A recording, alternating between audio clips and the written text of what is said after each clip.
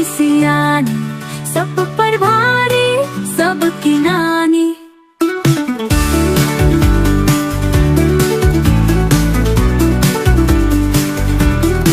चिड़िया रानी बड़ी सियानी, सब पर भारी, सबकी नानी।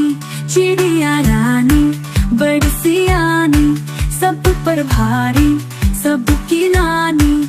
सुबह सवेरे जाग के आई, चूंच में अपनी दाना लाई।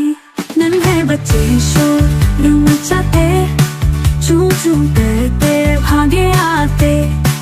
चिड़िया ने उनको दाना खिलाया, प्यार से उनको राज समझाया।